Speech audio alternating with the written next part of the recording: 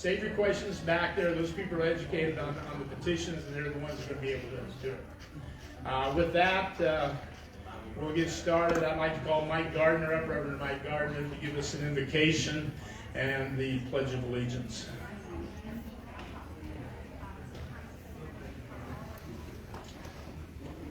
Heavenly Father, we thank you tonight for all the organizations and leaders represented here. Your word states that reliable communication permits progress. We pray as citizens we will leave here tonight with a greater understanding of each petition drive and a desire to do our part. We pray your grace be upon each speaker. In the name of Jesus we pray. Amen. Amen. Join me for the pledge. I pledge allegiance to the flag of the United States of America and to the republic for which it stands, one nation under God, indivisible, with liberty and justice for all. Thank you, Mike. Be seated. The first one that'll open up the program is the Choose Life Now 2026, and I would give you Rose Cole. Rose.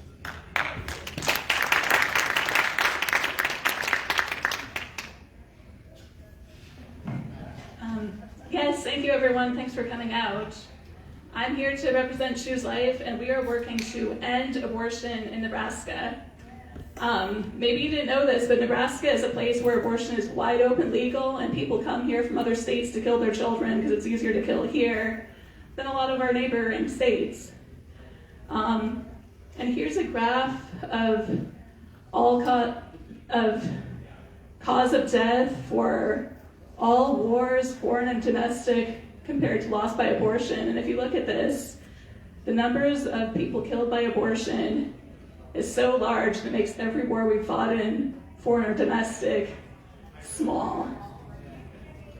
And here's a graph of the age of the children that were killed in Nebraska last year. Almost all abortion happens in the first trimester. There was only one child last year that was killed beyond first trimester. First 2 weeks is when most of it happens. So when we talk about different bans for like legal up to viability or legal for first trimester, that means legal. Right now we have a few restrictions on killing children, but they only apply after it's already done. And abortion is trending up. It rose 7.6% in the last year. We need to fight it because it's growing. And with the ballot initiative, our Constitution currently says all persons have a right to life, and no one should be deprived of life without due process. What we're seeking with the ballot initiative to add is the words, a preborn child is a person at every stage of development, beginning with fertilization. Wherever under Nebraska law the term person is used or implied, it shall include such a child. All persons have a right to life, so that would be the end result of it. And all petitions that we're going to have here tonight have kind of the same legal format. They have a summary of the words on the front page. For ours, the summary is amend the Nebraska Constitution to recognize personhood of preborn children. All ballot initiatives are going to have the full legal language on the back page. If you want the full details, you're certainly welcome to see that. And then they're going to have a blank line to write the county that you live in on. So I think in this meeting we've got people for 3 or 4 counties. So all of us are going to have multiple pages so that you can sign the right page. So for any of these that you agree with signing, make sure that your county of residence is written on the page you sign. You know, it doesn't matter where we are to sign these, but you want to sign the right page so that it counts. And with our initiative, we're out to save all lives, save the life of every child from the moment it's conceived, and we have no exceptions. We don't need an exception to protect the life of the mother because the mother's life is already protected in the Constitution. The mother's inalienable right to life is going to stay there. Nothing will change that. We don't need an exception when it's the rule. And then we got no exception for rape or incest because it's not right to butcher an innocent child just because its father did a terrible crime. Life is sacred. If God gave that life, it needs to be protected. And something you might want to know is there's a bill in Congress right now, it's in a judicial committee, that seeks to redefine rape to include any time a man you might be married to has sex without telling you he's not wearing a condom. If you are exposed to pregnancy, as it says there, that's sexual abuse, according to how they're changing the laws. So if we say you can kill children because of rape, they're just going to change the rules to say every pregnancy is a rape. It's in Congress already, so some coming. But life starts at conception. We know that that's when the DNA comes, that's when the hair color, the eyes, their personality is given is at conception. And here I have a video where you can see there's a flash of light, that moment, like when the DNA is created, the soul enters the body, there's light. That's the miracle. That's when life starts. And then here's another trend. This is Nebraska DHHN. As results of the abortions they've been doing in Nebraska, of the killing, the green on the bottom is dismemberment abortion, ripping their arms and legs off. The red is sucking them to pieces, vacuuming them, and chopping them to bits. And black is starving to death with pills. And the trend is medication and pills. And something you might notice in the news is Planned Parenthood is closing locations all over. It doesn't mean that pro-life causes are winning, it just means they're going virtual. Right now, 80% of abortions in Nebraska are through the pills that you can get at CVS and Walgreens, I believe. And so it's actually growing, it's just getting easier for people to access. But all abortion is a crime, including the starving to death, and it's something God wants us to speak up for. And in Nebraska, there's been some interesting history, interesting miracles in the past when God's people choose to stand up to starvation or not. So back in the 1860s and 70s, the government had a program of slaughtering the bison because they wanted to starve the Native Americans to death. And they were killing an average of 5,000 a day in the 1860s and 70s. They ended up killing 99.9% of the bison, which had the effect of killing 99% of the Pawnee people who used to live in Nebraska. And what's interesting is there was an act of God that came on Nebraska and ended up starving white people to death, that in the years immediately following the bison slaughter, there was a plague of locusts that came in Nebraska, and the locust would block out the sun and eat people's clothing, their blankets, their wood, their paper, and everything of food in their house. And it brought starvation, and it caused people to move out of Nebraska. And foreign news correspondent, or New York Times said that this is strange. It looks like they're sent to destroy. And here I have a few newspapers for local counties. There's a whole lot of counties that said they had no food. It ate their wheat, it ate the corn, it ate the potatoes. People had nothing, and they needed aid from the government. But on the left, I have a map of where the bison were getting killed. On the right, I have a map of the grasshopper plague. It's like the same space. And God tells us we reap what we sow. But what's interesting is in Nebraska, there was a church denomination that was opposed to the slaughter of the bison, to the starving of the Pawnee, and they wrote a letter to the president. And they had some amazing words of courage and truth, and they said, hey, we know that you're asked to take the reservations because it's good land, but please just ignore these requests and do the right thing. We're praying for you. The president didn't change his mind. But what's interesting is when the grasshoppers came, the grasshoppers flew over the fields that were owned by the members of this church, and they say they had a bountiful harvest in a year when other people were starving to death. So God moves, God knows who's his, even in Nebraska. But there's another amazing story where the Church of God did even better. And that's in the dealing with the Ponca. So in 1876, the Ponca were forced off the reservation that was in Niobrara and forced to walk without provisions to Oklahoma. And you can see where the Ponca Trail of Tears is. It's real close to here. They were just a little bit to the west of here that they walked through. And because they were sent down there with no food and no opportunity to plant, 1/3 of them did die of starvation. As the chief's son lay dying, he begged his father to take him back to Nebraska. And his father said yes. When he got to Nebraska, he was arrested by the military, and they were about to march them back, and the Ponca were sick and starving. They wouldn't have made it. But there was a pastor who heard about it, and he took the story down and took it to every church in town, and the churches wrote a letter of protest to Washington, and they raised money to hire lawyers, and through their efforts, they were able to have a court trial and protest, before the law that this treatment is wrong. My hand is not the same color as yours. If I pierce it, I shall feel pain. If you pierce your hand, you too will feel pain. The blood that flows will be the same color. I am a man. The same God made us both. So because of that, the judge heard the case and he realized Native American people are persons. They're people. It was the first time that such a thing had been recognized by the government of the United States.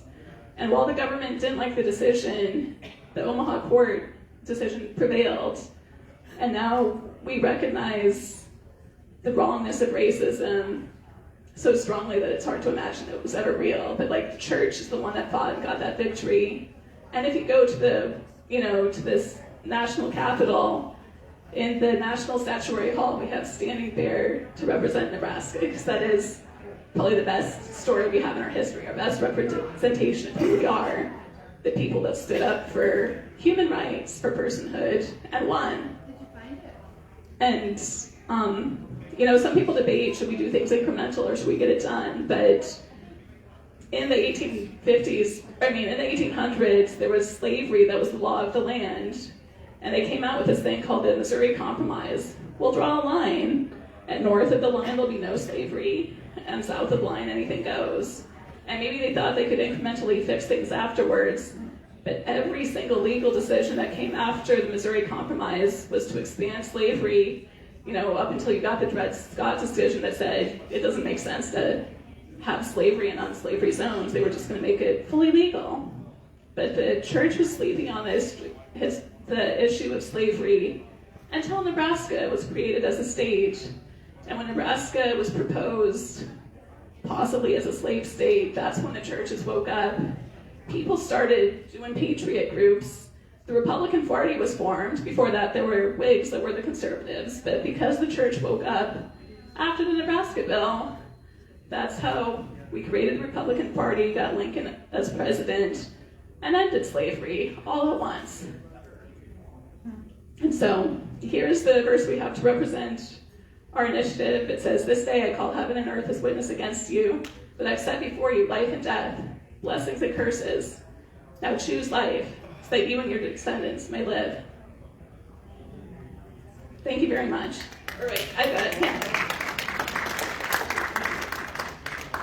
Thank you, Rose. We just have 1 minute to tell you that we'll be glad to answer all your questions. You can visit our website, chooselifenow.net.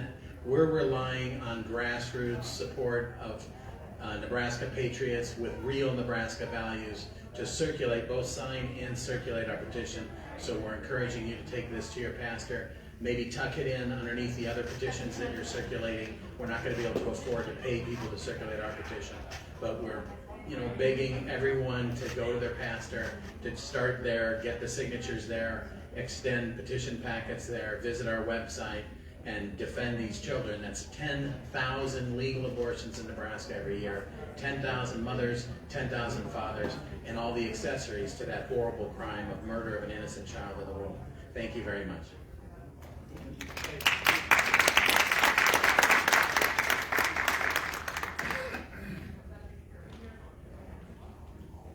Thank you, Rose.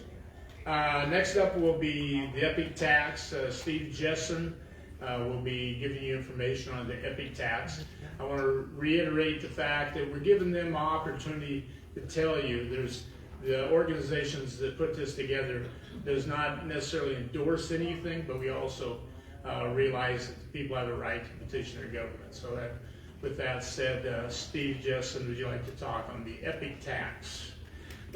We'll be getting into right now. Looks like we got a series of property tax initiatives. I think that a lot of people are interested in. So Steve.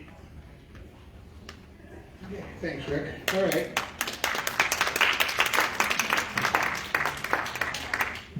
All right. So, like I said, my name is Steve Jessen. I joined the Epic team in 2021, and since I've done that, we have submitted over the last 4 years 3 different legislative bills and resolutions to try to get a vote of the people on the ballot through the legislature, and also to make tax reform changes through the legislature.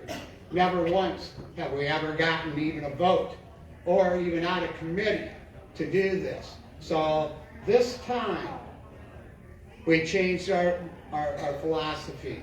In this last legislative session, we had a new tax plan drafted, and we said, what are we doing? It's not going to happen. We can't even get we can't get the Revenue Committee to even listen to us. We had over 80 people come from the far west part of the state to the far southeast part of the state and testify in a hearing, and we had the largest number during the special session, and we never even got a blink of the eye. So after we've done that, then the legislative session, like I said, we had a bill, and we were going to do that, and after we seen what happened with LB 81, they had no interest in replenishing the 2023 1107 tax credit, which they took from every property tax owner in the state of Nebraska in the tune of $600 million. Okay? We said, heck with it. We pulled our bill. Senator Hardin pulled the bill, and we went back to the drawing board, and we redrafted our petition initiative. If you go to the Secretary of State's site, what it says is sales tax, excise tax petition. It isn't. We don't have any of it. Our petition is as simple as this. We are creating a constitutional amendment to eliminate Nebraska personal and real property taxes, personal corporate income taxes, and inheritance taxes. All confiscatory taxes. Under the proposed constitutional amendment language, it's going to read this simple. Article 14, no governmental entity in the state of Nebraska shall collect property tax, income tax, or inheritance tax beginning January 1st of 2028. The last time this happened was in 1966, when the people uproared from 1856 to 1966. The only source of income for the state of Nebraska was property tax, and it was collected by the state and distributed throughout the state to the local governments. The people stood up and revolted, and that was the last time there was a petition initiative done by the people of Nebraska without having a paid circulating firm, just so you know. And what they did is they eliminated the state from being able to collect property tax. But they came back, and they started in 1967 with no way of revenue, no revenue source whatsoever. So they went to sales tax and income tax. And there was some controversy on the income tax side, I can tell you, if you go back and look at the records. However, they did circumvent it, and they got it through that way. But where they made their biggest mistake on the property tax situation is they did not specify. They just disallowed the state from collecting property tax. So what did the state do? They gave property tax to the local governments. And so that's where we're at today. And now you can see why. we're in the position that we're in. So, our constitutional amendment is as simple as this: eliminate property tax, income tax, and inheritance tax. It's going to be up to the local governments and also to the state legislature to figure out how they're going to receive their revenue. Okay? That's the only way to do it. As long as they have the ability to take your money, they will. I've been to every budget meeting on my county, city, and school level, and I'm telling you, they don't listen. I've been at the legislature year after year for the last 4 years. They don't listen. Nobody wants to give up this tax, these taxes, these confiscatory taxes. And until we do something as people and rise up and do something about this, this is what we're going to end up with. I don't care what kind of other initiatives or whatever you want to do. If this is the only one that's going to fix our tax system, I guarantee you. So I just give you some facts sheets here. So I don't really have much other than to give you some facts that I know of. So on May 21st, 2024, our 2024 Epic Option Petition Drive met the first requirement for ballot placement by securing signatures from at least 5% of registered voters in 38 counties. Unfortunately, we ran out of time and resources before reaching the total 125,000 signatures needed to go on the ballot. Okay? Resources. I notice I said resources. Right now, there hasn't been a successful petition initiative for under $2 million since 1966. $2 million. It's cost us $2 million to do the people's work. And we're in a unicameral. So, we are we don't have the $2 million, of course, so we're counting on volunteers, and that's where you guys come in. We need there. Fact number 2, lobbyists and special interest pressure blocked Governor Pillen and the legislature from enacting meaningful property tax relief during the 2024 legislative session and in the 2024 special tax session. They retroactively raised your 2023 property taxes, so burdensome property tax continue to force any retirees, young families, and graduates. So what they did is they terminated the 1107 tax credit in 2024, starting of January 2024. Well, you didn't get to apply for those because you would be doing your 2023 tax credits where you would have filed them on the tax return, your tax return in 2025. This year is when you would have received that tax credit on your income tax returns. Okay? Also in the state of Nebraska, that 1107 tax credit was also one that you had to file for. And only 60% of the people in Nebraska were filing for it. So that's why they went to LB 34, which is what ended up going through during the special session. But what ended up happening is they took $600 million of property tax relief that was due Nebraskans, and they just put it away. They didn't pay it out. But they now put your property tax relief that they did with LB 34 on your property tax statement. You no longer have to file it for it. Anyway, so you didn't get a tax cut, you got a tax increase on that. Okay? Fact number 3, in parts of Nebraska, property tax valuations have risen over 20% annually for the last 3 years, which is a 72% increase. And that's an unsustainable increase. The 2026 Epic Option Petition language is simple. Like I said, we're eliminating the taxes. Fact number 5, I talked about this, 1867 to 1967, property tax was the only way the state worked. And it was successful, but they got out of hand, okay? So anyway, my point is we can do it again, and that's what our philosophy is. Fact number 6, epic option is following the same process used by Nebraska voters in 1966 when that constitutional amendment eliminated property taxes as the only funding source for the government. Fact number 7, as long as property tax exists, homeowners actually rent from the government. If you miss your property tax payment of these 3 years, the state can seize and sell your property. And that's a fact, and there's 254 property. In 2025, there was 254 properties that were sold at tax sale in Madison County. 254. There was 5 foreclosures that are in process right now in Madison County. I just looked it up before I came here. So, fact number 8, no one loses their home over unpaid sales tax.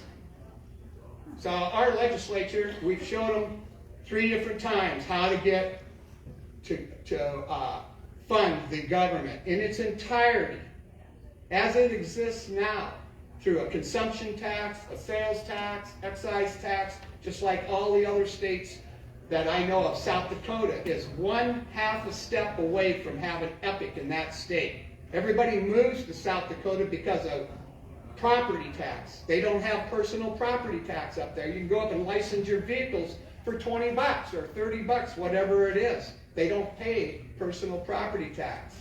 They don't have corporate or personal income tax in that state, and they don't have inheritance tax. You don't want to die in Nebraska. I'm telling you. You don't want to die with assets in Nebraska. So, their sales tax system is 4.2%. They tax everything, goods and services. This is what Nebraska needs to do, and we've showed them, and we've done studies that show that they can do the same in this state. We just have to get cantankerous and do something about it. Okay?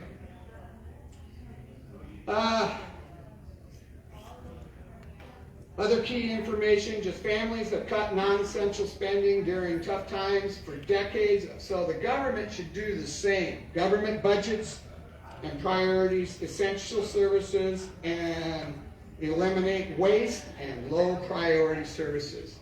So here's what's going to happen. If we get this on the ballot, this is what's going to happen. You're going to hear there's going to be multi-millions, maybe even billions of dollars that will come into this state. And this is what you're going to hear on the radio, on the TV, news, everywhere. All of the agencies will be, you are not going to have no schools, you're not going to have no services, you're not going to have no police, you're not going to have no fire, you're not going to have anything because the government's going to collapse because they can't collect these 3 taxes. That's what they're going to tell you. And I'll tell you what, they're pretty effective because North Dakota had done a petition initiative and they put it on the ballot in 2024 and they had 70% approval rating when they started. We talked to the legislators that introduced the elimination of property tax in North Dakota and they failed.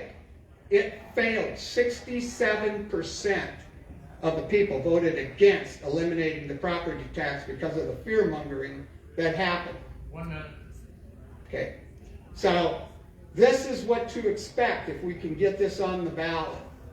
So, I highly urge you to go back there. If you haven't signed the EPIC petition this year, please do that.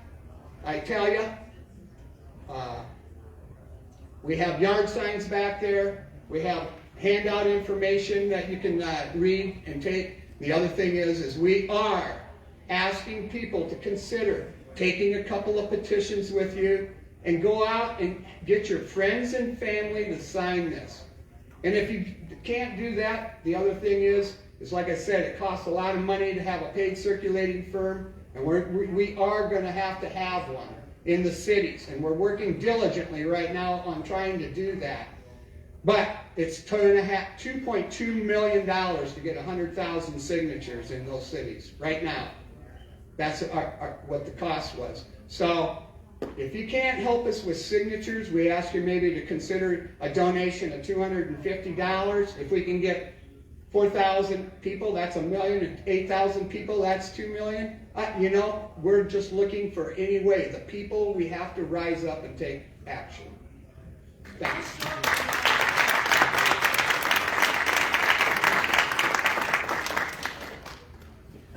Steve, you dropped the sheet. Steve! As you can see, these petitions drives are very pricey and they need a lot of help, and that's why we're here. So any of the people that petitions, ask them if you're interested to get with your neighbors, get in your community. This organization, the little group that put this thing together, it's basically a three-tiered thing. The event, which we have here tonight, which will take and give you the information, allow you to sign the petitions, is the first phase of it. We're not done yet. The second phase is the group's going to go to the individual counties, into the cities, Pierce, Stanton, Newman Grove, Battle Creek, and we'll do some small events there. It won't be as big as this one as far as speakers go, but it'll give them opportunities in those communities. And the third step, when we don't get the signatures that we need, then we'll go door to door and knock on people's doors, and we'll look, for a lot of help in doing that. So hopefully we can get the necessary things that we need. We're looking at so many. We're trying to get 10% over the need we need in the counties. If we get that, we're doing good, and I think we'll get there. And with that, the next group up will be Eric Underwood. He's with AFAM, which is a group pushing some of the property taxes. He'll talk, we're going to break his up since he's involved in about 5 different petitions. The first 2 will have to do with property taxes, and then we'll get into the voter take-all and the Apple plan. So we'll have the first 2, take a quick break for a minute, and then we'll finish up the rest of it. So I hope you don't get too tired of him. I always give him a hard time because I got the clock. He likes to talk, but not a problem. Thank you.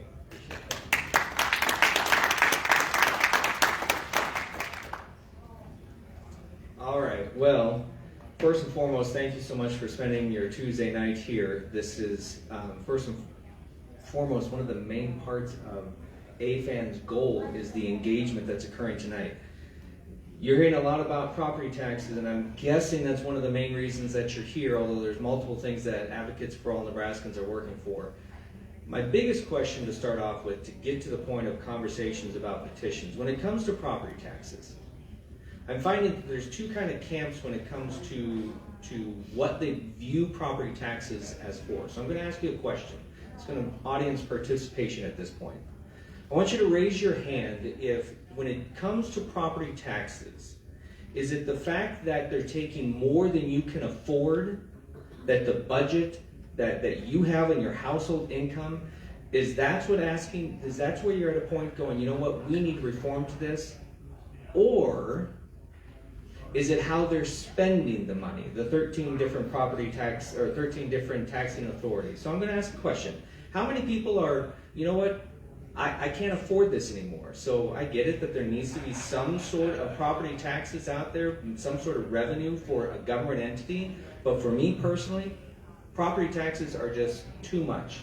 Anybody? Raise your hands, it's okay. Property taxes are exceeding your budgets. All right, let's go the other way. Let's go with how they're spending it. As we're getting more and more engaged with the amount of taxing authorities that are out there, for property taxes, there are 13 different taxing authorities that are pretty unilateral across the counties. Cities, county commissioners, NRDs, learning educational systems, educational service units, school boards. So are you also questioning how they're spending their money? Let's get a raise of hands of how they're, okay, well that one is pretty unilateral. So I was having a conversation with former Congressman, I just like to call him Congressman Fortenberry yesterday. Here's what we're finding with people in Nebraska right now. We have to give ourselves permission to reform our property taxes. There are some people that are simply, you know what, the government needs money, and I'm fully fine with whatever they need, they must be taking. That's a group of people out there. And it's not just based upon party lines. There's another group of people out there that assume that if this person's been elected, whether they're at your school board, your city council, your county commissioner, your NRDs, airport authorities, if they've gotten elected, they must have some qualification for budgeting. They must have some ability to understand the needs of that separate entity, and therefore I trust them. And there are quite a few people out there that are just like that. So I'm going to ask yourself this all big encompassing question. How much do you trust the government? Zero. Zero. Okay. So in our conversation, what we're understanding is that we have to give ourselves permission. Okay, so the first and foremost is you have to give yourself permission to reform property taxes, because inherently, as Steve was talking about, what's going on right now and how they operate, the lens in which they view your money is not right. And it certainly doesn't seem to match your values in some situations, school boards, city councils, county commissioners, values, principles, but sometimes it's in how they're spending it, the priorities. When we're talking about, say, city councils or the county commissioners, you would assume there's three basic priorities. They want to have public safety, they should probably have infrastructure, roads, bridges, and probably some sort of economic growth that encompasses that entity, whether it's the county or the city. But strangely enough, we get a lot of grant programs out there. We get a lot of, in the school systems, we get a lot of things that are about the whole child and SELs and DEIs and all that sort of stuff. And you're like, I didn't elect you to do that. But then you start to look at the local elections. Ladies and gentlemen, I'm going to tell you this. From across the country, we are the envy of most Republicans. And you'd say, how can that possibly be? What would make us so unique? We have one legislative body. Okay, so you don't have two. You don't have a state and a house that's got to fight back and forth. You've got separate lobbyists, that they've got separate fundraising mechanisms. You have one legislative body. And we have a 2-to-1 ratio. 2-to-1 ratio of Republicans to Democrats. 630,000 Republicans to the next one is 320,000 Democrats. A lot of independents out there as well. But the other unique thing for most states to reference Nebraska is that we have the top 57 seats, if you want to put a hierarchy to them. Governor, lieutenant governor, and they go as a combo. In some states they're elected separately. We have 4 constitutional officers. Some states get up to 8 or 10 constitutional officers, which are usually statewide races. We have 33 out of the 49 legislators. We have 4 Board of Regents, and we have 4 at the Board of Education. We have the top 57 seats. And yet you still say you don't trust your government. And if most of you are Republicans, those are the ones you've elected. So then you also have to give yourself permission, by and large, to question elected officials. It's okay. I promise you, it's okay. Even if they're Republican and you're Republican. But on the antithesis of that, there is 1,000 elected Democrats across Nebraska. Across Nebraska. It's not just in Lincoln. In Lincoln, there's maybe about 60 there. Where are the other 940? In Omaha, there'd be about 80. Where are the other 800? They're in your city councils, they're in your NRDs, they're in your public power boards.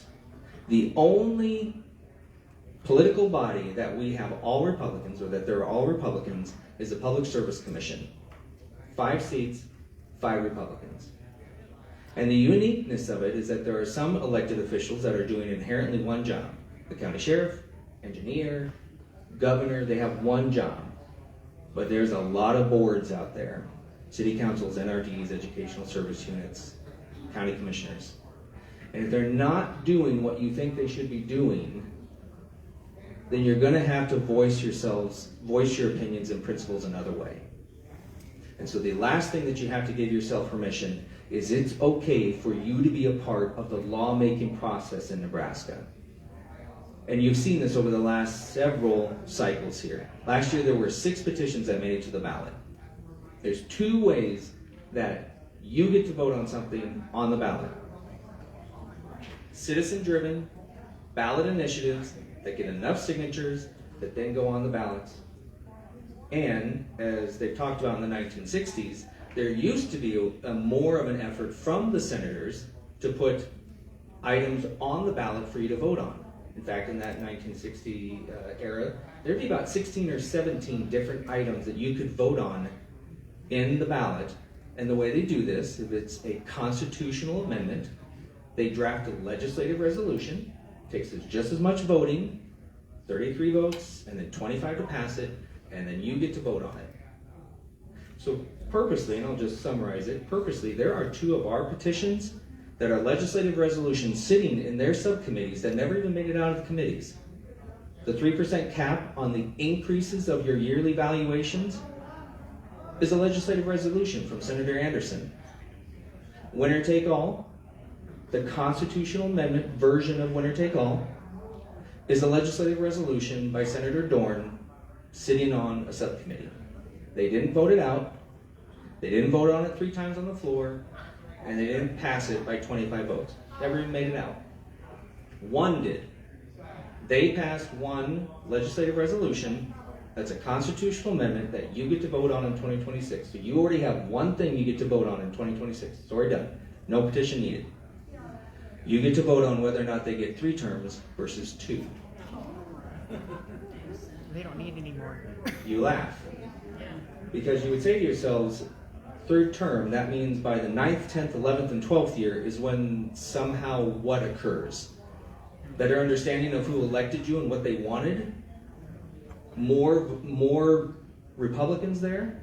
If you're a Republican and wanting to have that number, you need 33, 34, 35, 36, I don't know how many anymore. So I want you to give yourself permission to do this. Every single petition that comes across your desk that you get to sign, if it matches your principles, sign them. Sign them all. Right now there are 8 out there. Epic 2.0, Choose Life Now, R5, and strangely enough, a gentleman from my hometown of Malcolm has submitted a petition to go on the ballot, if he gets enough signatures, that would make it a constitutional amendment that everybody can smoke marijuana however they want. I don't know, just, it's very interesting. But what has occurred is that right now, the Democrats, because they do not have the numbers, are using petitions to circumvent the numbers they don't have in the legislature. Last year, those 6 ballots, 2 of them were about medical marijuana. Not going down the medical marijuana path, that's not the conversation I'm trying to have. I'm just giving you this detail, the fact. They got obviously enough signatures because it was a constitutional amendment, 125,000 signatures, and 700,000 plus voters voted for it. 700,000. You also had the paid sick leave. You had 2 opposing ones, 434 and 439, which were basically using the words protect women in both of them. And so what we need to understand is that right now, if you're a Republican and you would like to start playing offense, this is how you play offense. Because here's what happened last year. I don't think people realize one of the main reasons that 439 was pushed forth was to distract us. They knew that pro-life was very, very important to us. And we were going to put all our effort into either stopping 439 or then the 434 became a positive opportunity to at least balance that out. And we put no effort into stopping medical marijuana, if that's what you believe in. As a Republican, it is in our platform that we don't believe in that.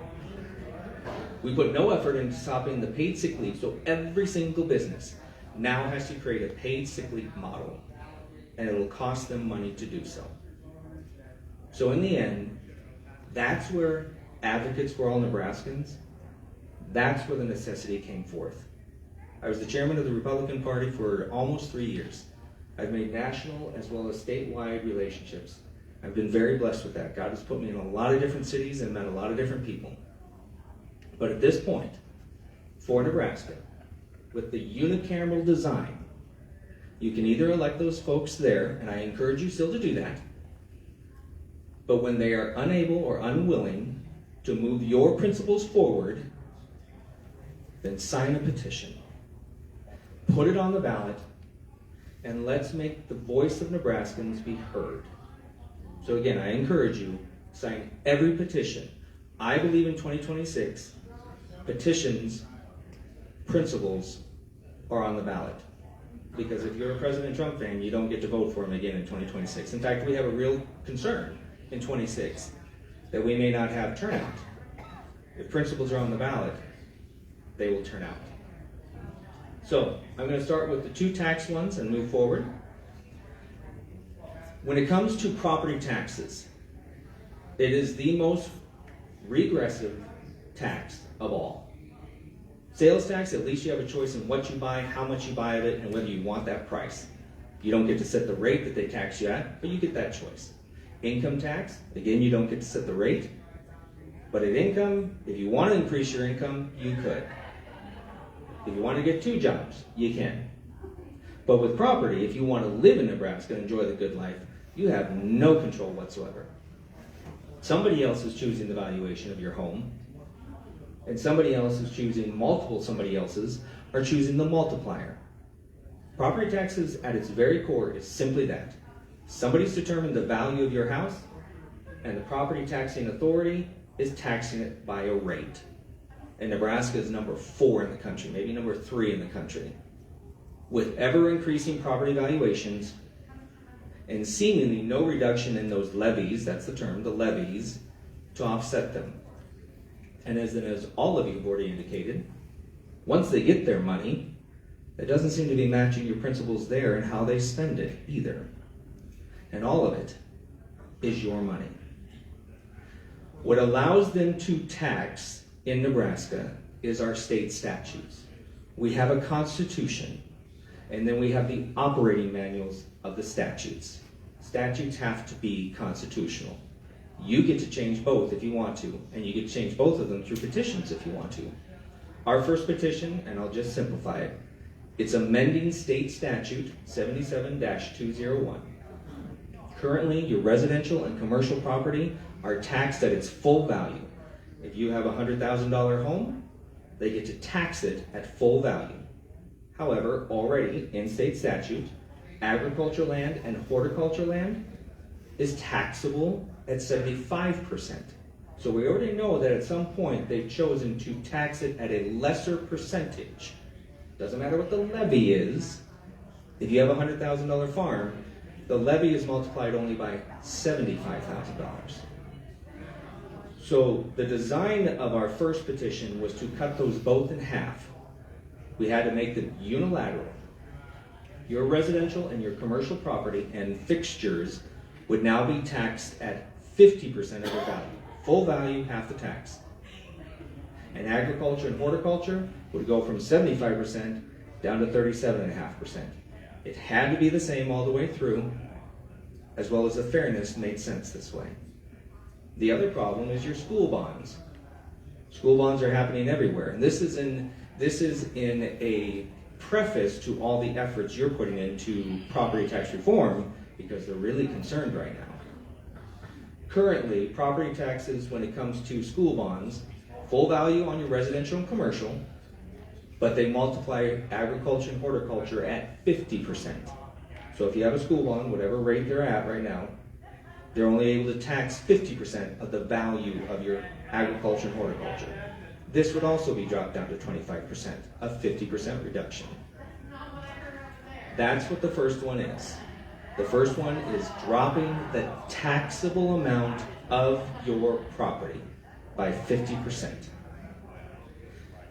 The additional one that goes along with property taxes is very similar to, gotta make sure I got it in my hands here, very similar to what Senator Anderson out of Sarpy County already has sitting as a legislative resolution to a constitutional amendment. The other concern that happened this last year is that your valuations all went up, didn't they? And the year before, and the year before, and the year before. The multiplying effect is you're probably over 100% increase in what the valuation an assessor has assessed your house at. That's not an appraiser. Two different things. Appraisal is used for selling. Assessing is used for taxing. And the interesting thing, I can give you the context in Lancaster County. In Lancaster County from 2010 to 2015, their average budget was $141 million, went up and down over $141 million. And the levy stayed the same, which tells you because it's an equation, that assessments stayed the same. They didn't move.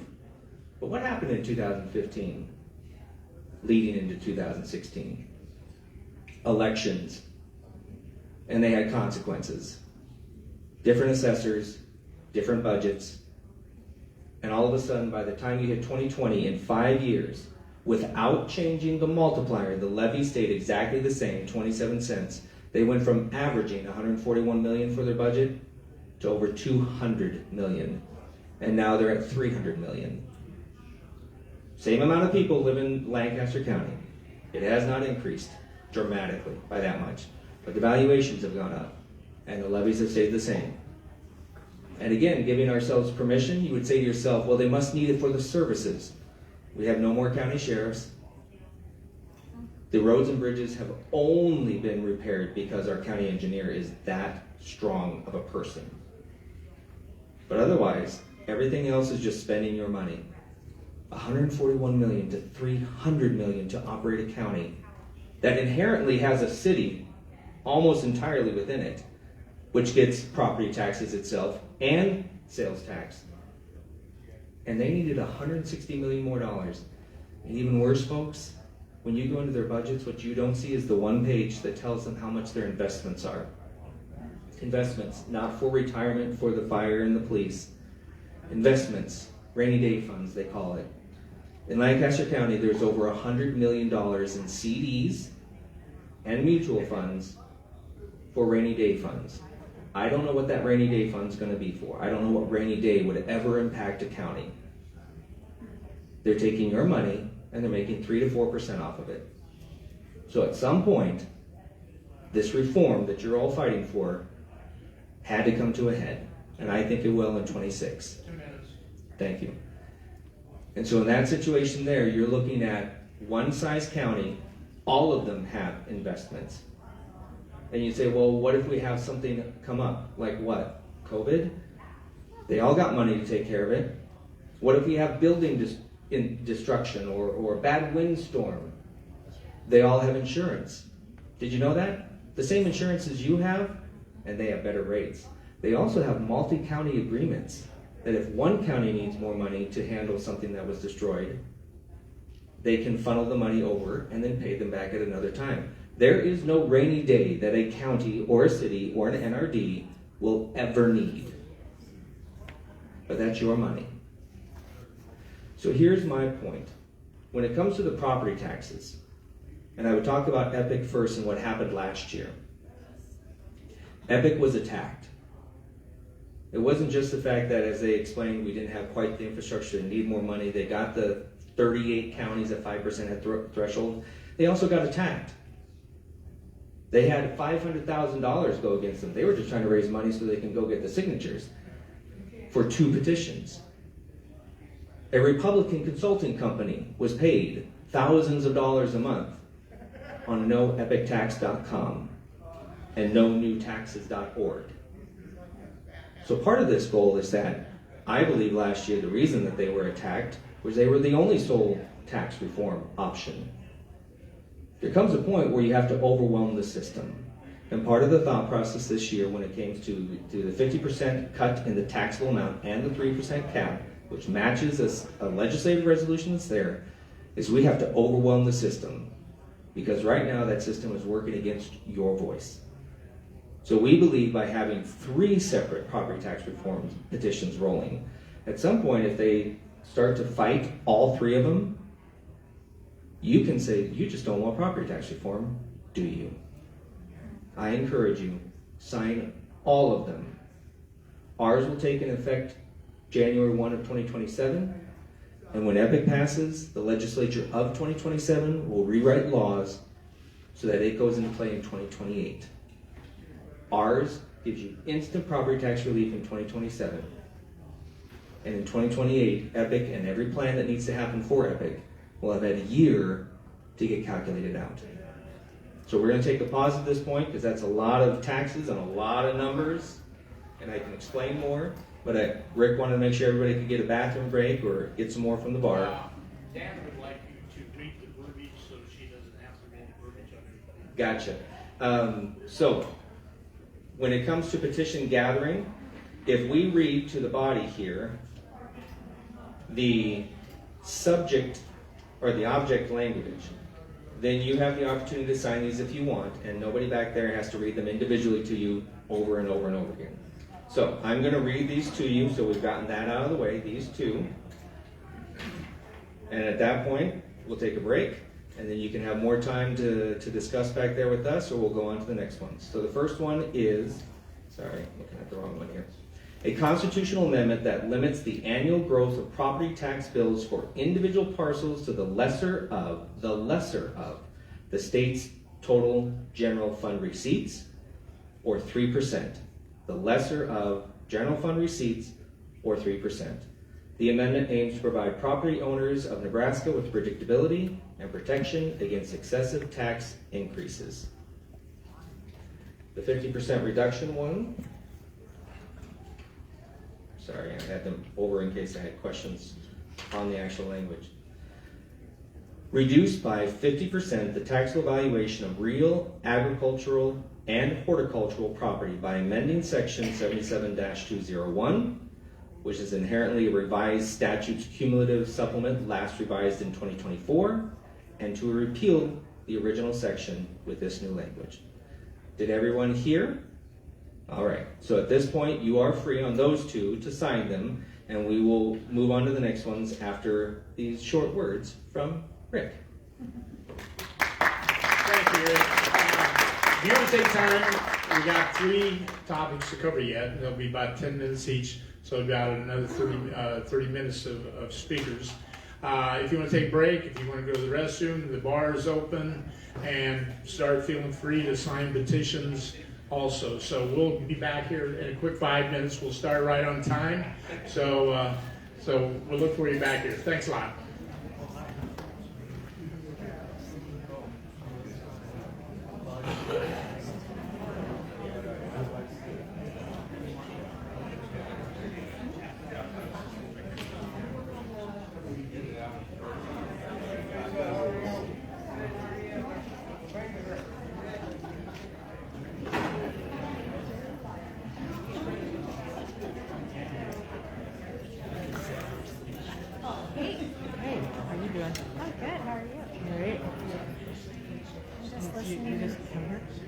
I've been here since it started. I mean, right when Rose was talking.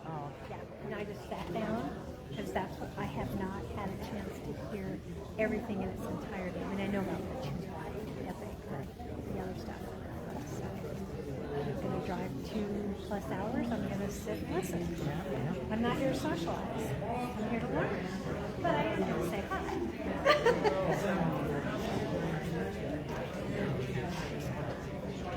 Yes. Send me, is there, yeah, I know how this, I mean, is there a link or something? Okay. Yeah, that'd be great. That'd be great.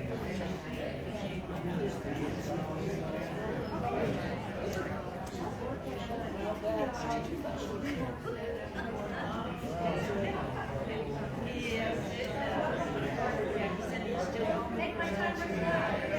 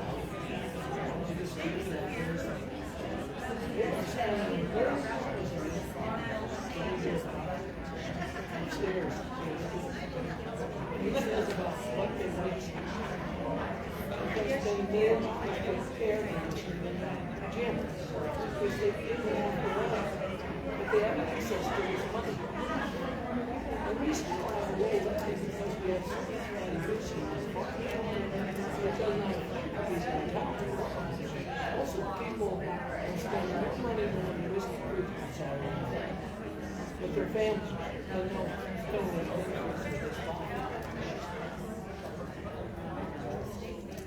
Most of the houses in town, maybe I was 4/3 of the farm county, and that's for 20 years.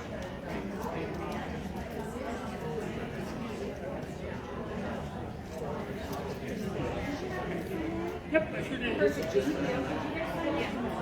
for the bond. We're still gonna pay it.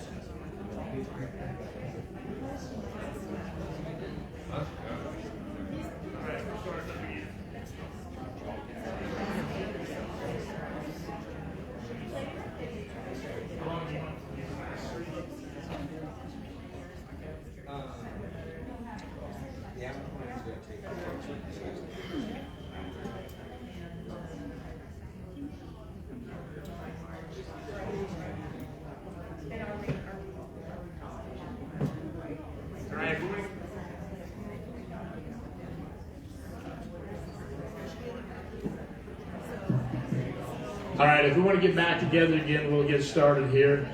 We're about done with the program for the night. Eric is going to be talking about the winner-take-all for electoral votes, hand counting ballots for election, and the Apple plan for education. So with that, we'll get back. I know there's a lot of people signing petitions now, and which is great. So, Eric, if you want to take over, we'll.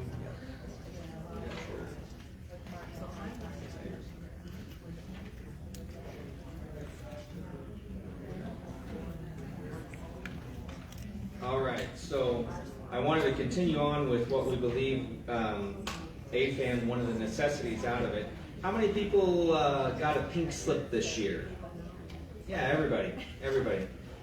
You know, the great thing about what Senator Hansen did when it came to the pink slip idea was that it created the opportunity for engagement. But as you already indicated, and your lack of trust of the government fulfilling their obligations, many people didn't get their pink slip in time. There was postal issues, and in the end, as Rick and I were just discussing, so you showed up to that pink slip hearing where they're telling you why they need to raise the levies or increase their budgets, whatever their rationale is.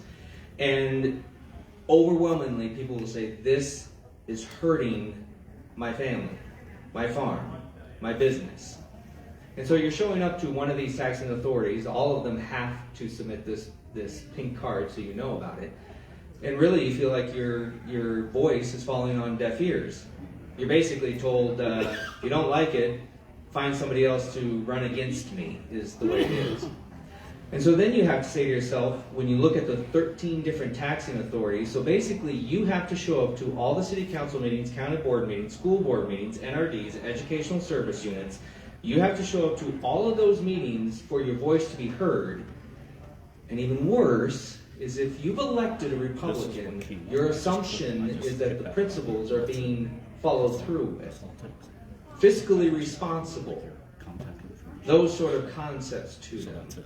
And so, is that what we're supposed to do as a voting body, as a demographic? We have to show up to every single meeting just to make sure that our voices are heard?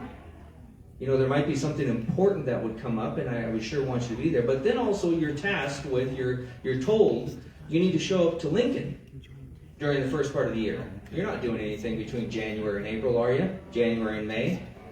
You can, at the drop of your hat, show up at those committee hearings, because that's the only time you get a voice, is at the committee hearings, before they pull the bill out on the floor. And then you leave there and you go, I think they heard me. But you walk by somebody that has a little white piece of paper, and you know what they've written on there?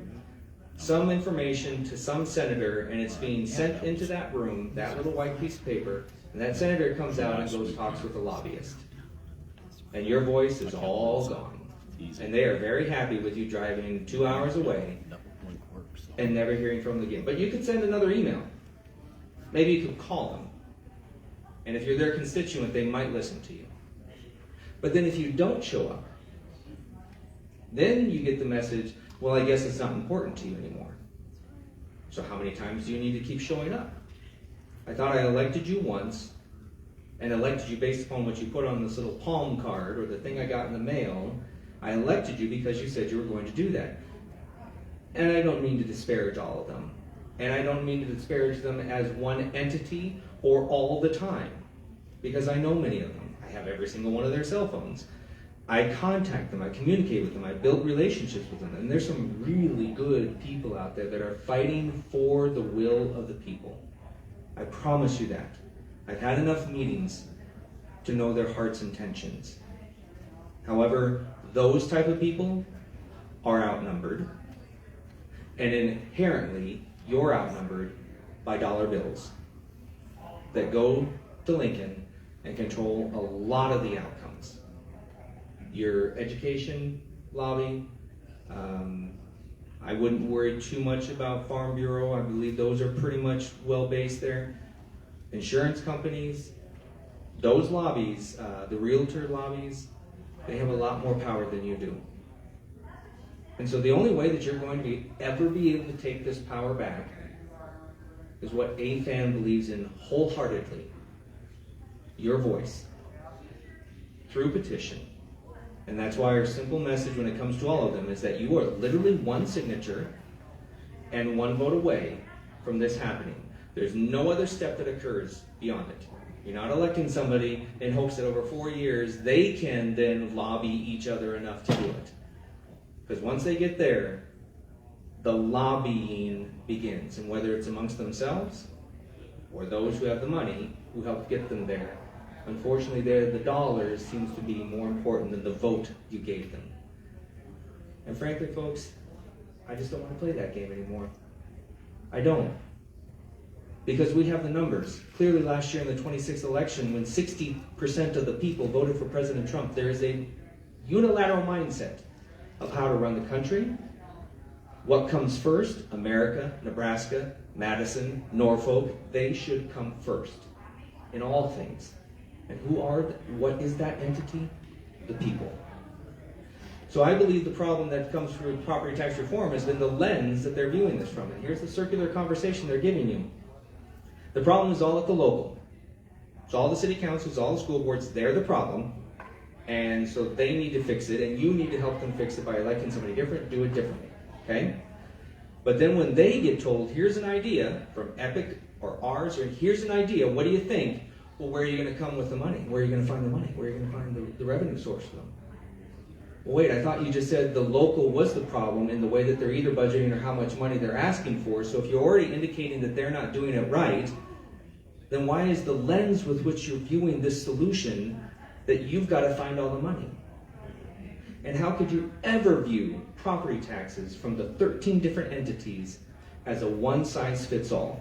That's the other problem, ladies and gentlemen. They think that it's a one-size-fits-all solution that has to come up with, or no reform comes out there. That's why I'm just as much of an advocate for Epic to occur as ours that are piecemealing property taxes to occur, because it's not saying it's a one-size-fits-all. They're eliminating certain ways that they're taking your money so they can't budget it wrong.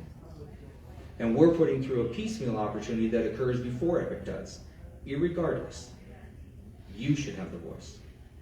So when we looked at the solution to property taxes and the cutting that would occur, there is $5.2 billion of property taxes assessed in the state of Nebraska. $5.2 billion. 60% of that is the school systems. Roughly $3.2 billion. $3.2 billion to educate our students, public school systems. By Constitution, the state of Nebraska is supposed to be funding all of public education. I mentioned earlier, we have a Constitution and state statutes. The Constitution says that the state of Nebraska, through whatever revenue sources it gets, which currently is sales and income tax, is supposed to be funding public education. The solution that was developed in 1991 that has been modified 50 times is TIOSA. This is an equalization concept. It's a formula. The two basic components of a school has needs: electricity, teachers, administration, playground equipment. It has needs. It gets resources, and if it's not enough to keep that in balance, the state will equalize. There's $1.2 billion of your sales and income tax money that is allocated when they budget to school systems to equalize. What are they equalizing for? Too many schools that might be in one county and there's not enough property taxes for them all, or property valuations are so low in that county, no matter how many school systems, they don't have enough resources of your property taxes. Of that $1.2 billion, a majority of it is just going as an open-ended to the school system. The foundation aid that occurred over the last 2 years is very specific. It's $1,500 per student across the state, kindergarten through 12th graders. And preschool and under get $900. This is unilateral. But that $1.2 billion that I referenced earlier, just so you know, a vast majority of that money only goes to 60 school systems out of the 245. And it's becoming less and less because there's enough property taxes, your money, being taken, valuations going up, to solve the equation of TIOSA, so they don't need to use sales and income tax. Only 60, and it's not unilateral, of the 245 school districts get TIOSA money. The best question to ask yourself when it came to a budget and how to solve that problem is, what is the number one thing in anybody's budget? You do that with your household income, you do that with your businesses, you do that with your farm. What's the number one cost in a school budget? Teachers. Teachers. The highest line item individually is the administration. And there was an attempt recently to pass a bill that equated how much an administrator was making as to how much a teacher would make at that specific school system. A lot of variables and a lot of subjectiveness in that solution. But teachers are unilateral. Every school system has to have teachers, and every school system has to have a certain ratio of teachers to students. So what we came up with as the right lens to help with the 60% of property taxes that is the challenge, school systems, is what we call the Teacher Base Pay Teacher Initiative. 30 other states already have, either in constitutions or their state statutes, that a teacher has a base salary, and some of them even have statutes that indicate their what are called pay structures. 1 year, 1% increase, 2 year, 2% increase. If you have 12 years of education, you get this much. 30 other states do that. The reason why we don't do that here in Nebraska, number one reason, is the NSCA would lose a lot of control in this state if the teachers were taken care of. The average teacher starting salary is $39,000. Regardless of how much they work, 9 months, you're paying your teachers in Nebraska to start fresh out of college, whichever college they come with, and that's the base salary that they start with is $39,000. Now, if you're in Lincoln, Nebraska, Omaha, some of the largest cities, probably in Norfolk, you can pay your teachers whatever you want. But the base salary that they start with, it's not mandated, it's $39,000, and the average teacher across Nebraska, there's 23,000 to 24,000 teachers. The average teacher makes $56,000. And inherently in your property taxes is where that gets funded. And imagine being a teacher. I work in this school system that I own a house in, that they collect my property taxes, that then go into my paycheck to pay my salary. What a horrible circular reference.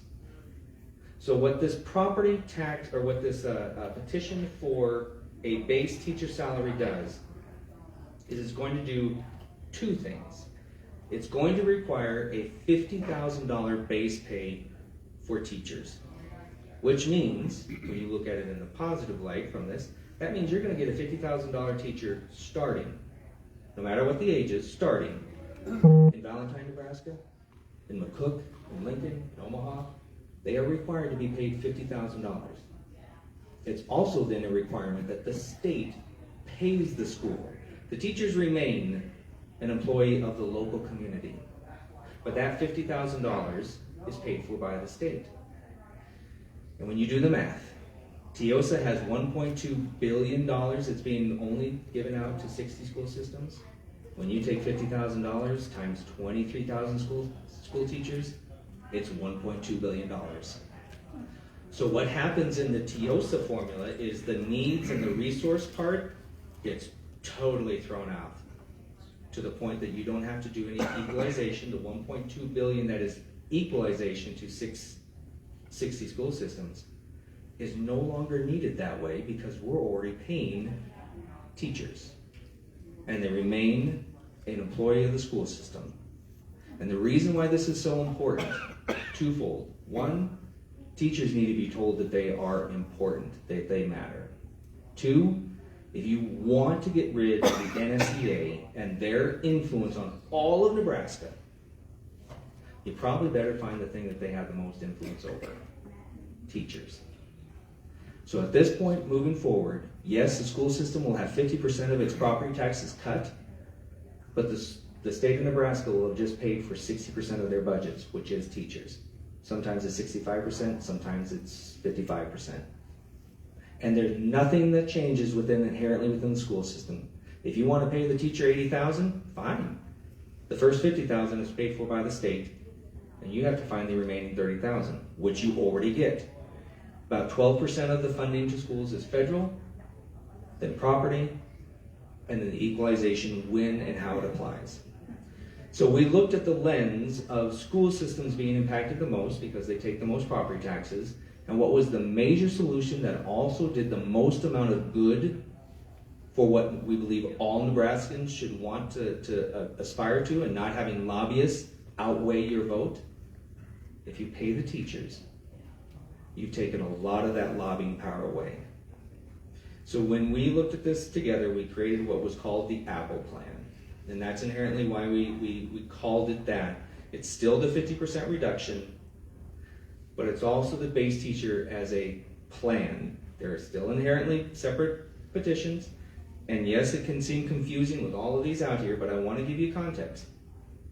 Last year, both medical marijuana petitions passed and were promoted by the same entity. When we passed casino operations in 2020, that was 3 petitions. They were all constitutional amendments, which means that they all had to get 125,000. So it can be done. 1 minute. Last year, 6 petitions made on the ballot. In those other years, we've had photo voter ID. We've had all of those come through.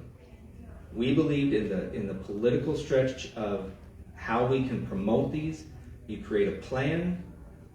One's the tax reduction. One's a solution for the largest tax entity in the state. And what a great way to promote. Now your local candidates, the ones that you want to get on your school boards, guess what they can do? They could go and get signatures for the paid teacher salary. They could do that. And then say, and by the way, I want to run for school board. What an amazing relationship you would make at the door. This is something that will further our ability to engage voters, which again is what we're going to need in 2026. So that one's the Apple Plan. I'm going to read, thank you. I'm going to read it. Very simple. The other great thing about the Apple Plan is both the 50% reduction and the base teacher salary are state statutes. So we only need to collect 7% signatures. We don't need the 125,000. The plan will work at 88,000 for both of them, and then we vote on it, 1 signature, 1 vote away, and it becomes the new law of the land. So this initiative would establish a statewide minimum base salary for certificated public school teachers. And I encourage you to read the entirety of this, because there is thoughtfulness in inflation, in protection for teachers, in school systems. It's all in this language here. I'm going to move on to something I think is near and dear to your hearts. And this is, again, something I'm going to take audience participation on. How many of you trust your elections? No hand raised. I was sure that I'd get one or two. All right, ladies and gentlemen, at this point, I'm not about going backwards in time, I'm about moving forward. And when you look at the election integrity, election protection, election security, whatever terms you want to use there, there's some things that we can control, there's some things that are happening nationally, voter rolls, potentially mail-in ballots. All of those, through petition, would be very hard to accomplish because of single subject rules. It has to be one subject on a petition, which is again why casinos had 3 and medical marijuana had 2. You have to make it one subject. So when we look at our elections and something that does not inhibit somebody from voting, but would give a greater transparency and the ability for us to say, we see fraud happening, it can be corrected. Because I can't see inside those machines.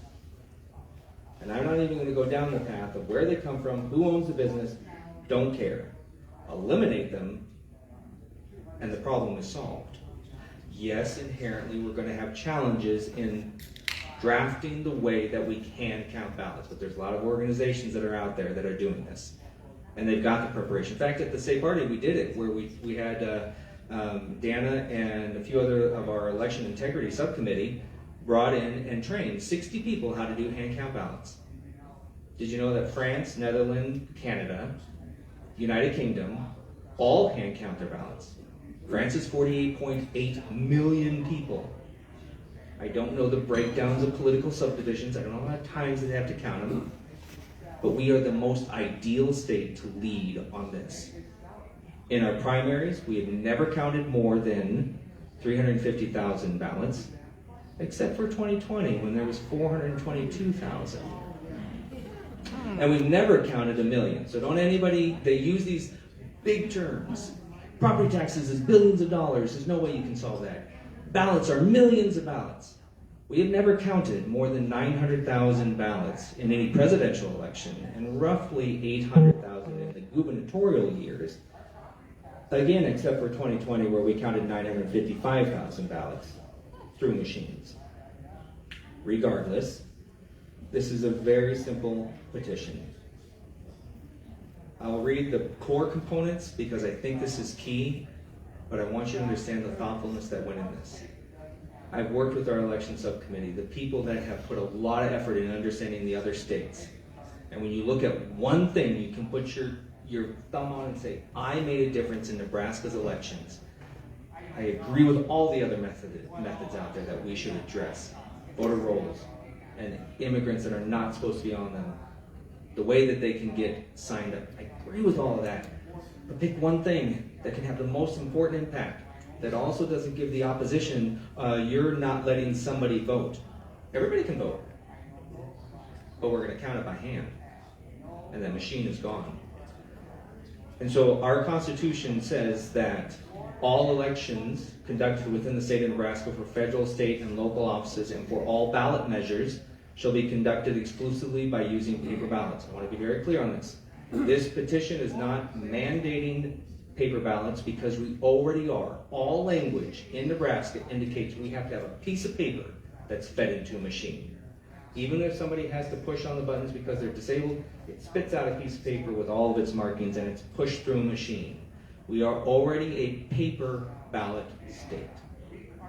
So we did not cross a two-subject line with this one. We are already a paper ballot state. This is stopping machines being used to count the ballots. All votes shall be by paper. This is the addition. We are making sure that's clarified though. All votes shall be by paper ballot, whereby the vote and secrecy of the elector's vote will be preserved. So from here on out, the rest of this language on there is protecting you, the voter.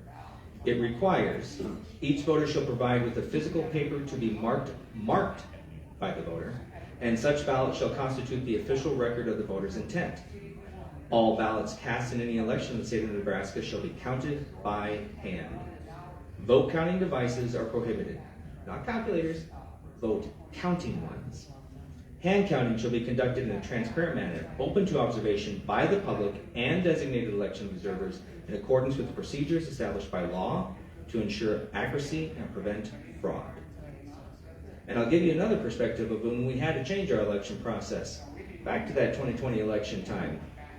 Within 6 weeks of shutting down our government, 5 weeks, we were having a primary election with, again, 420,000+ primary mail-in ballots that required 4,000 additional election workers for weeks leading up to the election.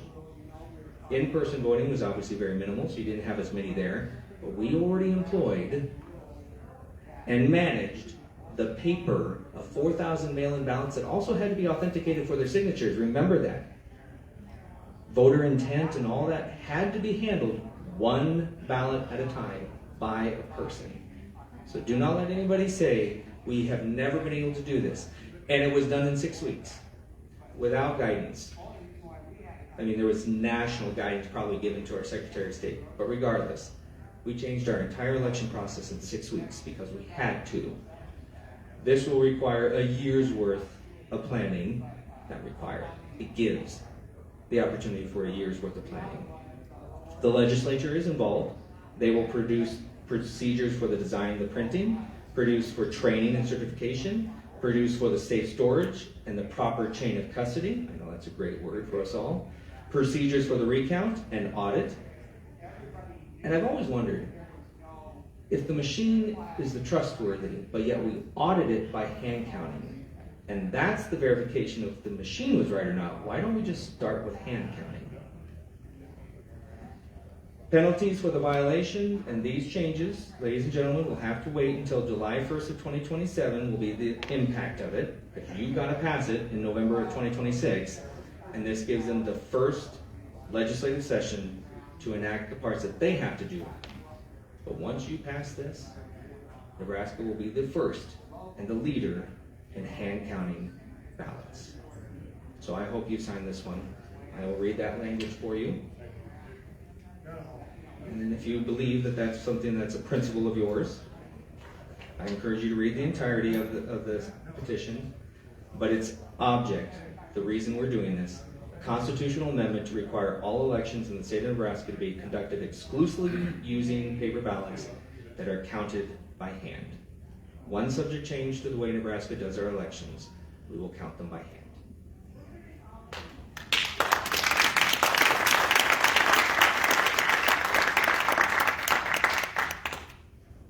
All right, last but not least,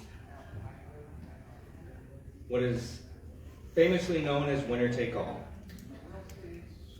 So when it comes to, as I indicated earlier, when it comes to how a state would change, what we're doing right now would change how we allocate our electoral votes.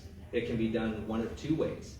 The constitutional amendment in every state statute has to now match it, or the state statutes would have to have about 5 different state statutes changed. LB3 last year from Senator Lippincott had all 5 state statutes that needed to be amended that would inherently make us a winner-take-all.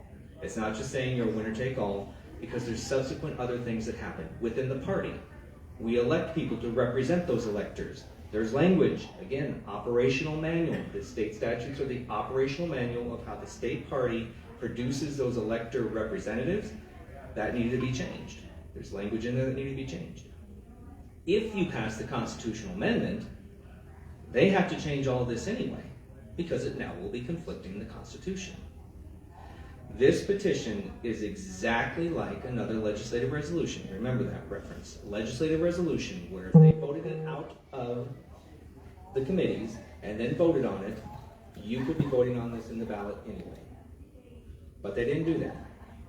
Senator Dorn drafted a legislative resolution to the constitutional amendment that would allow us to become a winner-take-all electoral vote state. Didn't pass. I wouldn't be surprised with the amount of effort that we're putting into this and the amount of effort that's going to come nationally, and having a good idea of the conversations that they just had with President Trump when a lot of them were in DC. I wouldn't be surprised if they'll take this out of the committee, but then you got to understand this goes through that process of 33 votes first. and then another 33 votes, and then another 33 votes, and then it takes 25 to pass. And my only reference to, just to give you that context, those 33 votes are not because people want to have more adding into it as a legally sound. That's 33 votes. The filibuster is if they're done expending oxygen on it. Are we done talking about it? Okay, let's vote. That's what those mean. None of those pass the bill. It only takes 25 to pass everything. But it takes 33.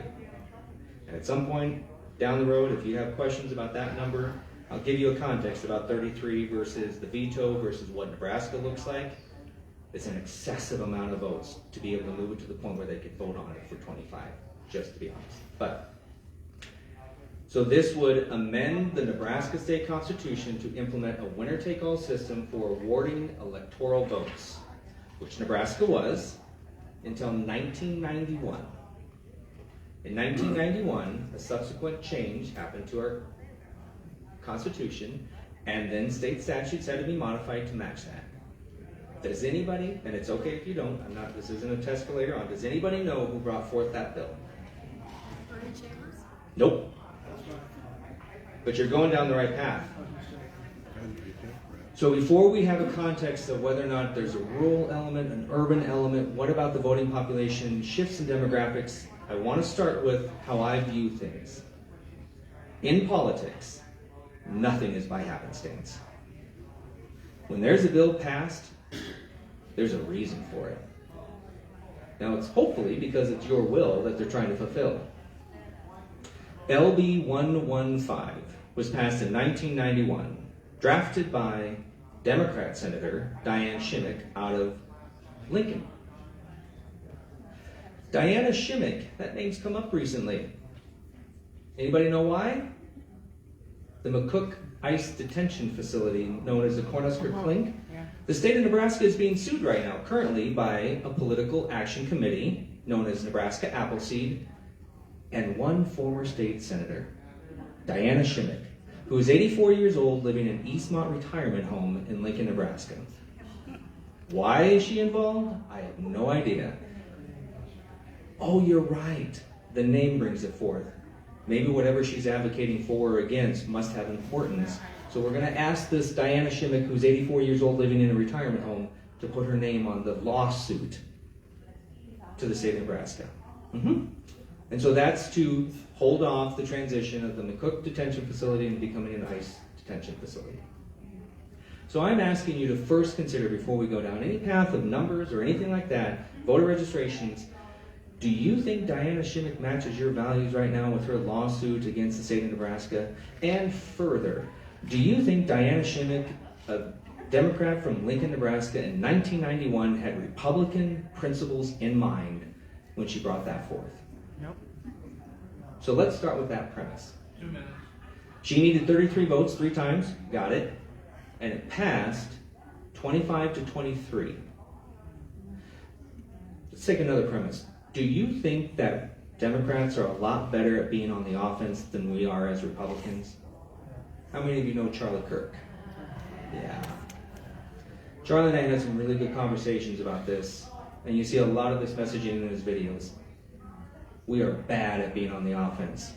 So part of this political strategy, just giving you that context, is that overwhelming the system is a political strategy. It's on our efforts to get the signatures, AFANs. I'm asking you for your help, so is Epic, so is Choose Life Now.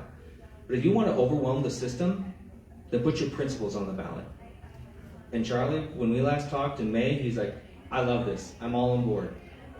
So we submitted this actually about 2 weeks before his passing, before his assassination, let's be honest, assassination. And it was in hopes that there would be the continuation through that messaging. He was here twice. He travels all over the country. He traveled to England to go to their colleges, and he was here twice. The first time to lobby when they had this bill or something similar, the LB3, in our senators' offices to pass. And he came again in September in hopes of a special session would be called to pass the similar set of state statutes. Rick, give me 5 minutes, because there's a story that I need to tell.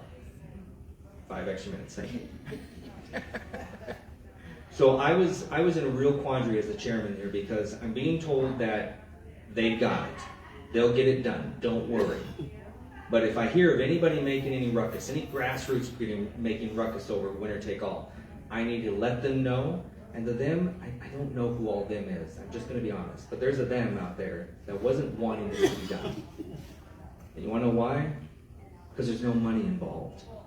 If you can keep something persisting over time, like abortion, you can keep making money off of it as a political consultant. It's just where it's at. But in the same context, so I'm being told, don't let anything happen. And Charlie says, on a Thursday, hey, I'm going to be there on Saturday. I'm going to go talk to your governor. Uh-huh. Okay. How about we do a voter registration drive on the university? Because I had to cover this trip. We didn't pay for it, but had to cover the mindset of why he was coming here. And I don't know the players all involved. I know him and President Trump have a good relationship, and so did his sons and all that. So Charlie comes, we do a voter registration drive on the campus after he's spoken with the governor early in the morning. We do a voter registration drive at 11 o'clock, 11:30, before a September football game.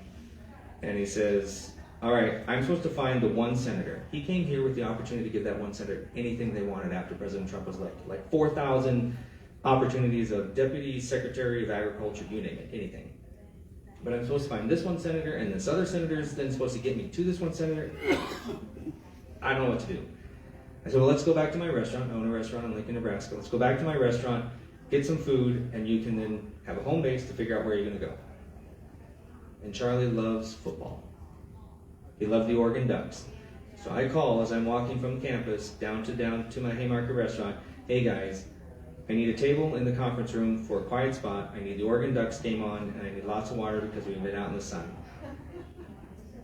And he loved it. He loved the food because he was on kind of a diet. His wife had told him he looked chubby on TV, and so he was dieting. That's what he told him. And so finally we're sitting there going, well, how are we going to get a hold of them? It's like, I'm supposed to find them at the football game. I said, well, then let me get you back up to the skyboxes where somebody's supposed to be there somewhere. I mean, you're not going through the stands. They're going to be in the skyboxes. I have a relationship with Larry the cable guy, and I'd already told him that Charlie was in town. I said, Larry, we're coming over.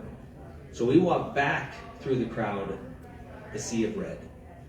Charlie Kirk, 6 foot, he's standing out across. Charlie Kirk, that's Charlie Kirk. We beeline and we go through that masses to get there. And I don't know exactly where Larry the cable guy's skybox is, but I know it's there. And this is where I know God was involved. They had the tickets, they'd been given tickets, so we got in the first gate. But to get up to these skyboxes is a lot of additional security. I happen to know the one gentleman that was there because he was a golfer at a golf course I used to work at. And I'm like, I got Charlie Kirk here and he's supposed to go meet Larry. He's like, yeah, just take the elevator. No looking at passes, no nothing. We go up the elevator. Can't go down the hallway though without Larry coming down this hallway to meet us. And Larry meets him, starts doing his thing, joshing him a little bit there. They've never met actually. He starts teasing him a little bit. And right before we were going to go into Larry's skybox, there's the one senator. 30 seconds any other way, and we missed him. He's dressed in red. You would never know who he was. 30 seconds later, we're already in Larry's skybox, and he would have walked on by. 30 seconds earlier, we would have been in the skybox. 30 seconds later, he walks on by. And I'm like, Senator, Charlie, you got to meet to the senator. You guys got to connect. He's like, Senator, I really want to connect with you. If you got a moment, I'm going to go in here. We go and talk. And here's the one thing that I'll always remember about Charlie. At that moment, he could have easily dismissed me. He got where he was at. He got what he needed. He needed the one senator. He just said, hey, thanks, Eric. Good to see you. He said, Eric, do you want to come over and help?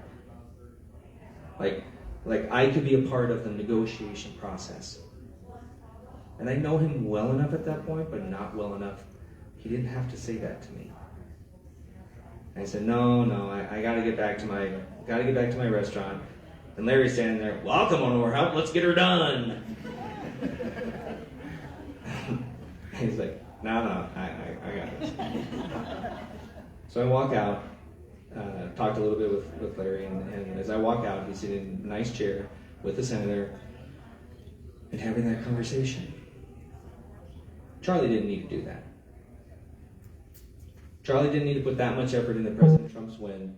Within about a month, they understood the numbers were not as important for us.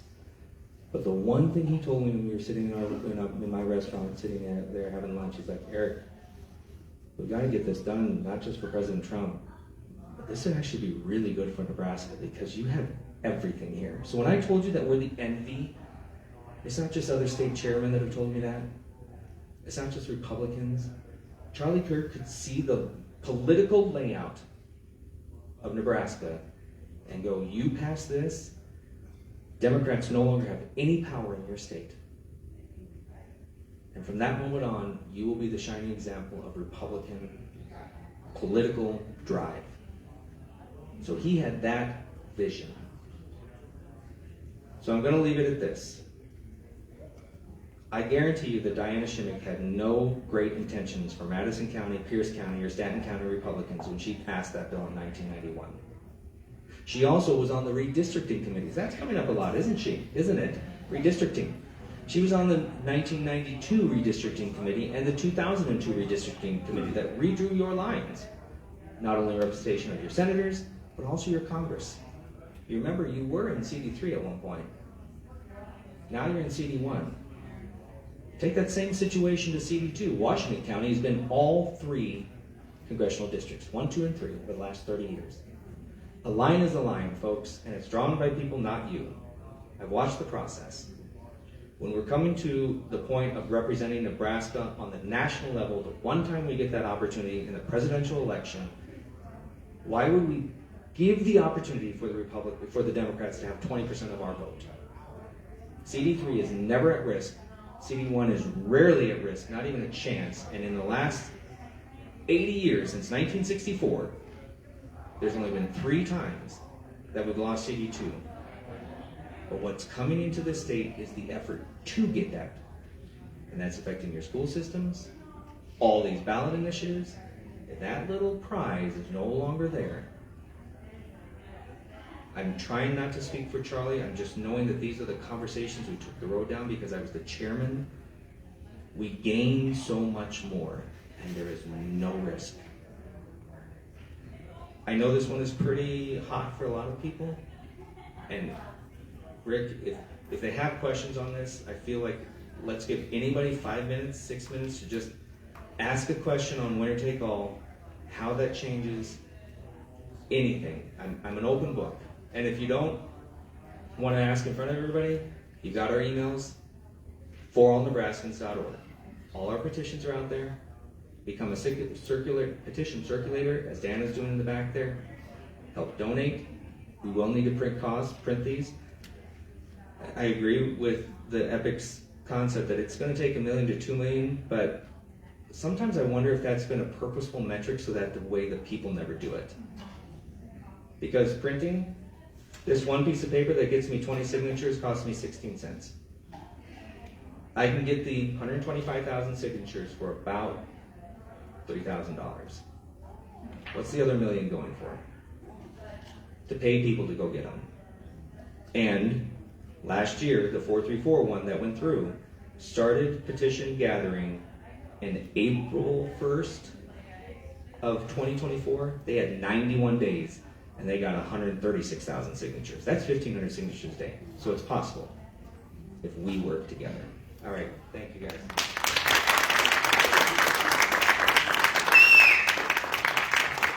Yeah, thank you, Eric. For those that want to stay and ask some questions, Eric, feel free to. This will end where the program is now. Feel free to get out, volunteer, sign your petitions, everything else, and feel free. If at the end of the program is now, and Eric would be happy. If you know Eric, I love to listen to him too, and he can talk, and he can talk, and he can talk.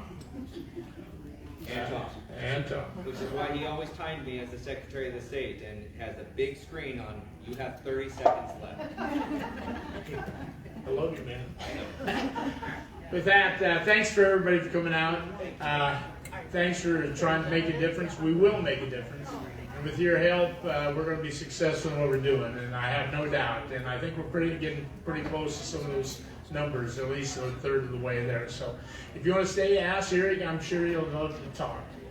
Thank you, brother.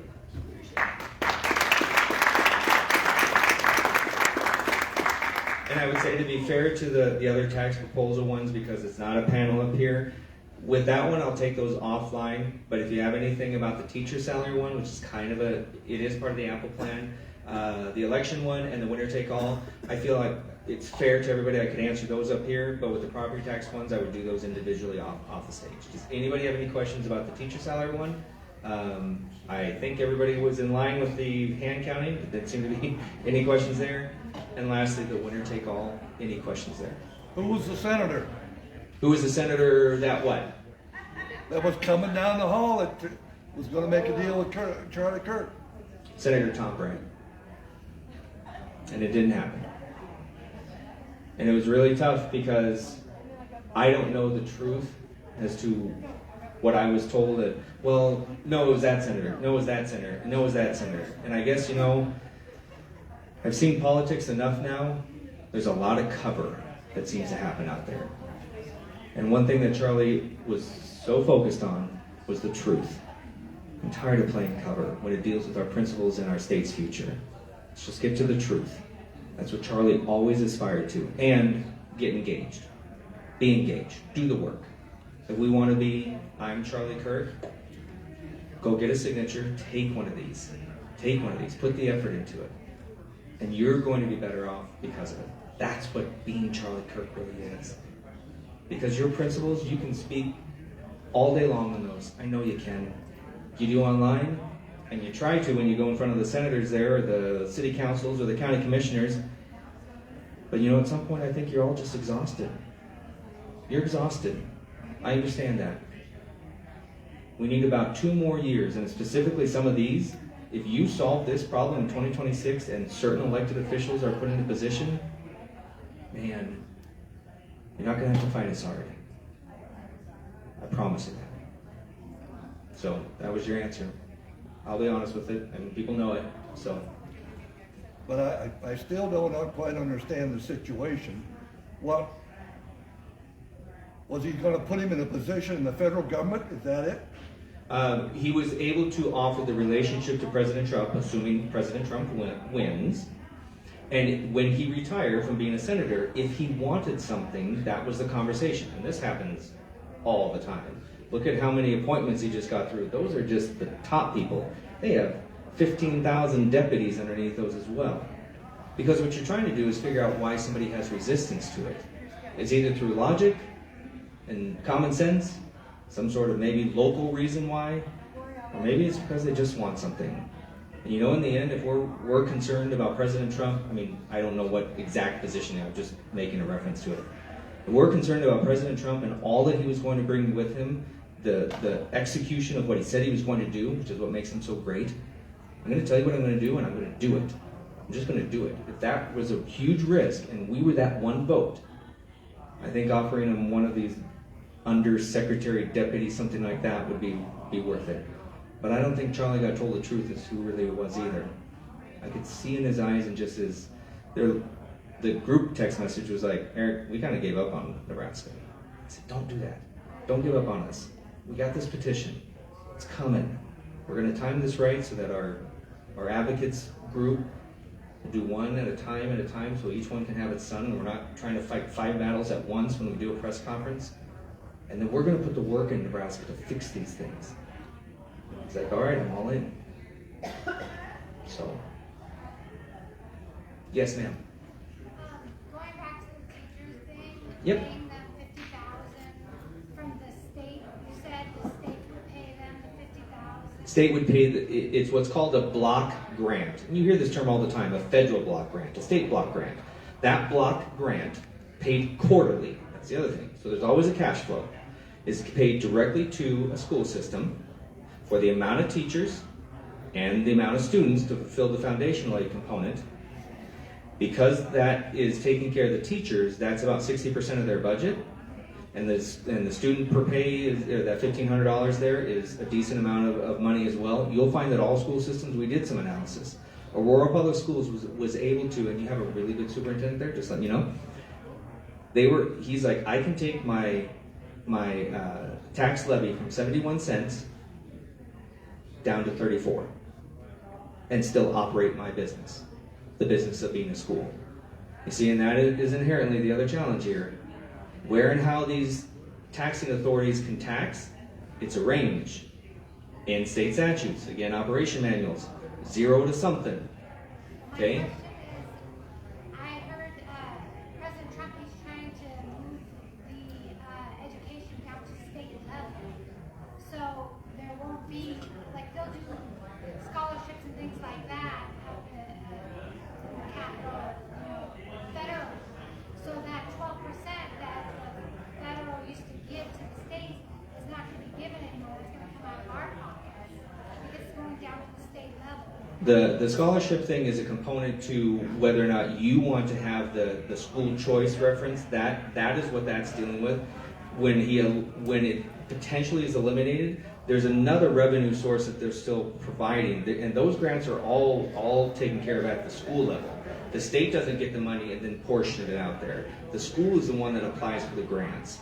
And in the same situation, the school would be the one applying to the state for the grants with the 2 metrics. How many teachers we have, which, just so you know, it's in state statute what a teacher is. They can't say their janitor is a teacher. They can't say that the superintendent's a teacher.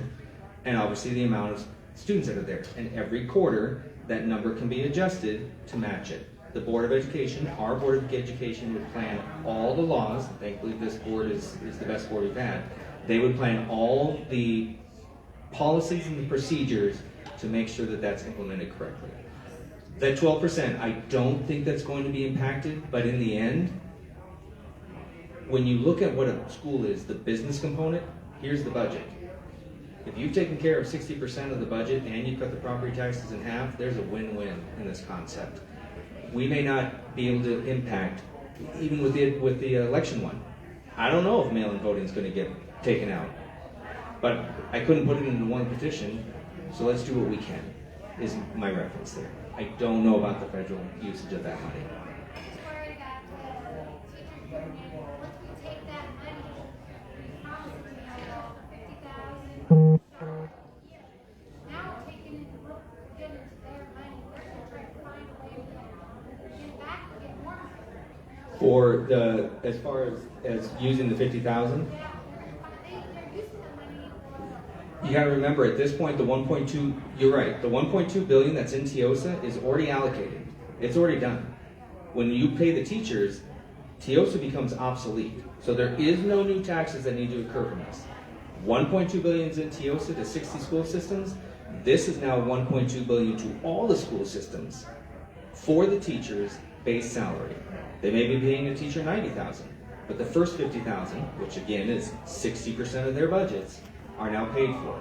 There's no new taxes with this because the TIOSA formula drops completely out of the equation because you fund it through a different resource, not property payers.